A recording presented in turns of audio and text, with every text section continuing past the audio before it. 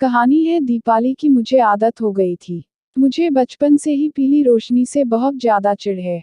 वह हमेशा से मुझे एक उदासी का एहसास करवा जाती है।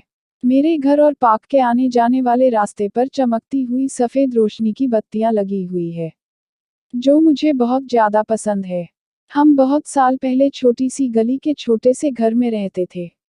उस पुरखों के मकान को बेचकर जो पैसा आया था उससे इस कॉलोनी में जगह ले ली थी और फिर कर्जे लेकर एक बंगले का निर्माण कर लिया। इस घर में आते ही मेरी लोगों में साख बढ़ गई थी। अब मैं भी संभ्रांत कहलाने लगा था। आते जाते लोग मुझे भी सलाम करने लगे थे। इस घर में रहते हुए मुझे कई साल बीत चुके थे।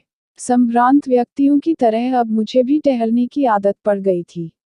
जब तक बहुत जरूरी काम ना हो मैं रोज शाम को टहलने जाता था। पार्क से बाहर निकलने वाले दरवाजे पर एक पीला बल्ब लगा हुआ था, जिसमें एक पीली रोशनी वाला बल्ब लगा हुआ है। उसकी आधी से ज्यादा रोशनी पार्क के कोने में उगे हुए पेड़ों पर पड़ती है, और पता नहीं क्यों उन पेड़ों के नीचे एक बेंच लगी हुई है। मैं उस पर कभी नहीं बैठता। वो रोशनी हमेशा से मेरे मन में एक उदासी भर देती है। मेरे घर के बीच के रास्ते में पार्क में पहरा देने वाले का भी घर है। उस घर में पार्क का दरबान अपने परिवार के साथ रहता है। उस घर में भी एक पीला बल्ब लगा हुआ है। मैं हमेशा से ही उस रास्ते से घर जाने से बचता रहा हूँ। हालांकि वो रास्ता मेरे घर जाने के लिए बहुत ही उपयुक्त और छोटा भी है, पर मैं हमेशा से ही बड़े रास्ते से घूम कर जाता हूँ और अपने मन को यह समझाता हूँ कि उस तरफ से मैं ज्यादा टहला हूँ। अगर कभी मुझे उस रास्ते से जाना भी पड़े तो मेरा मन उस दिन बहुत ज्यादा उदास हो जाता है और घंटों तक उदास रहता है। लेकिन पिछले कई दिनों से वह पीली रोशनी मुझे उदास नहीं करती बल्कि आकर्षित करने लगी है। जब पहली बार उसे देखा था तो वह कोई मुरझाई हुई सी औरत लग रही थी, जिस पर कोई भी ध्यान नहीं देता है और एक सरसरी नजर डालकर आगे निकल जाता है। पर रोज रोज देखने से वह आकर्षित करने लगी थी। पहले पीली रोशनी के नीचे बैठी हुई वह कई बार पूरी तरह से पीली नजर आती थी। उस दिन उसने हरे रंग के कपड़े पहने हुए थे पर वह भी पीले ही लग रहे थे। उसका चेहरा भी पूरी तरह से पीला नजर आता था। मुझे लगा कि कौन सा पीलिया का मरीज घूमने आ जाता है।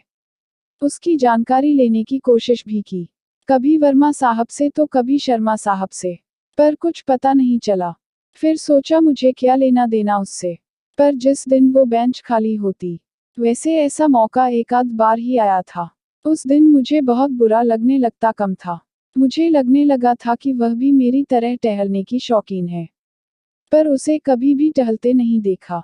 वह मोटी औरत भी नहीं थी जैसे कि पार्क में मोटी औरतें टहला करती थी, और मुझसे रुककर बात करने का मौका ढूंढती थी ऐसा मुझे लगता था। उसे मैंने हमेशा उस बेंच पर अकेले बैठे हुए ही देखा था। वह मुझसे पहले ही पार्क में मौजूद होती थी, तो मुझे लगता था कि जैसे वो टहल चुकी है और अब आराम कर रही है।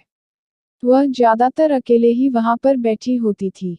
कभी कभी किसी से बात कर लेती थी, वरना चुपचाप एक कोने में बैठी हुई पार्क के पेड़ पौधों को निहार रही होती थी। मुझसे उसकी कभी भी कोई बात नहीं हुई थी। उस दिन शाम को बहुत ज्यादा बादल घिरे हुए थे। मैं पार्क जाने की तैयारी कर रहा था। पत्नी ने कहा भी, आज पार्क मत जाए, लगता है बहुत तेज बारिश होने वाली है। पर मैं कहाँ रुकने वाला था। मेरा मन तो उस पीली रोशनी वाली को देखने का कर रहा था।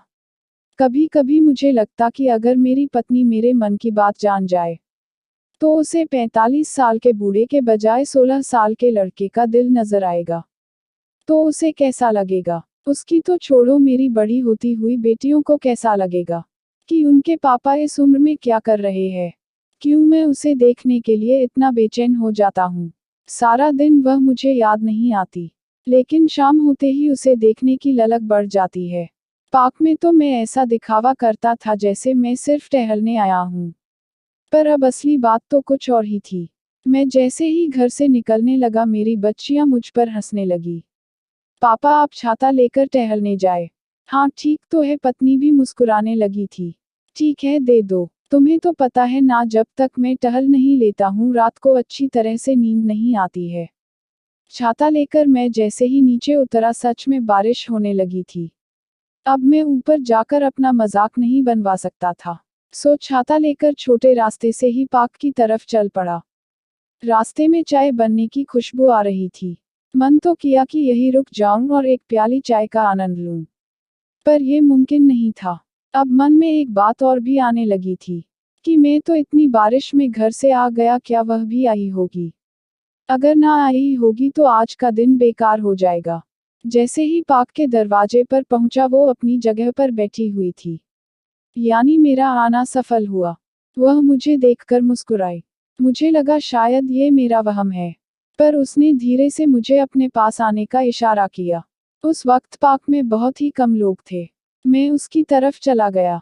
वह मेरी तरफ देखकर फिर से मुस्कुराने लगी। आज तो बारिश ने हद ही कर दी। जी हाँ, ऐसी बारिश पहले कभी नहीं देखी। लगता है जैसे आसमान फट जाएगा। बिजली भी कितनी कड़क रही है। मैंने दो चार बातें अपने मन से कर दी। नहीं, ऐसा तो नहीं है, पर मैं बहुत देर से घर जाने के लिए बैठी हूँ, और घर जाने का कोई भी उपाय नजर नहीं आ रहा है। उसने अपनी मजबूरी बताई। उस वक्त मुझे ना जाने कितने कवियों की कविताएं याद आ रही थी, जो उन्होंने उस स्थिति के लिए रची होगी, पर उन्हें अपने होठों तक लाना मेरे लिए मुमकिन नहीं था। मुझे पेड़ों से छनकर आने वाली वो पीली रोशनी अचानक से खूबसूरत नजर आने लगी। बरसात के पानी के स्वर में गजलें सुनाई पड़ने लगी थी। मन तो यही कह रहा था ऐसे ही बैठे रहे और ऐसे ही बारिश होती रहे।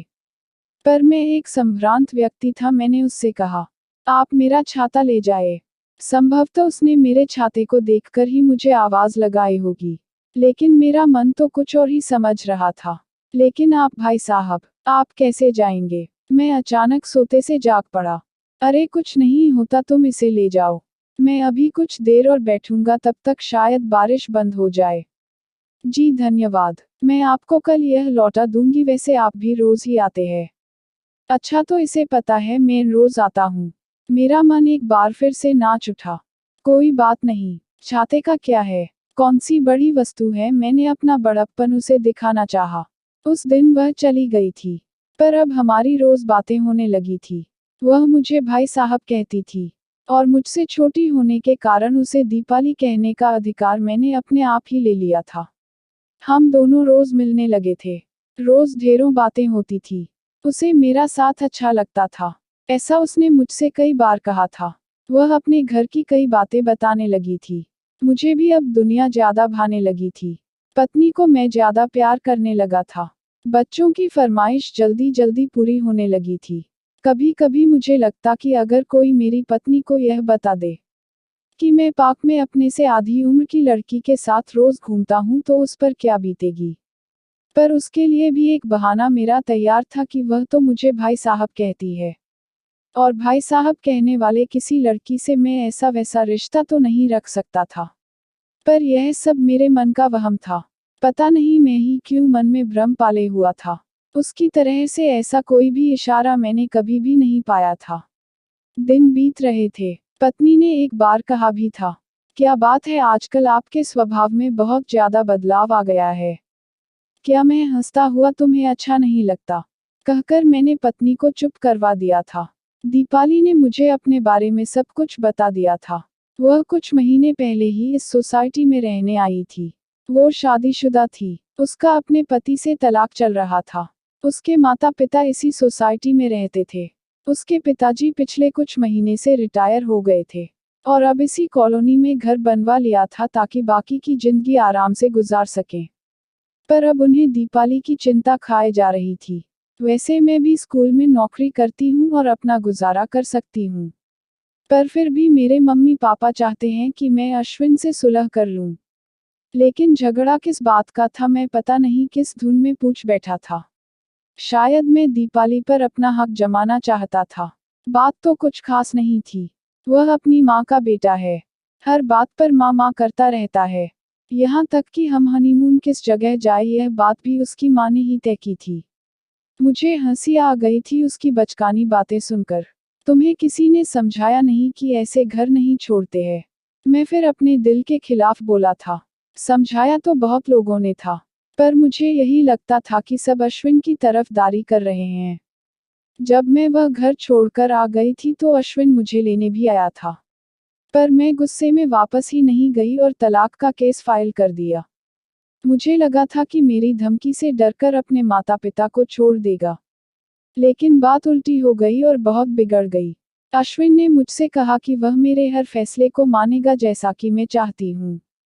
वह मुझे तलाक भी दे देगा, क्योंकि वह मुझसे बहुत प्यार करता है और उसे मेरी हर खुशी प्यारी है।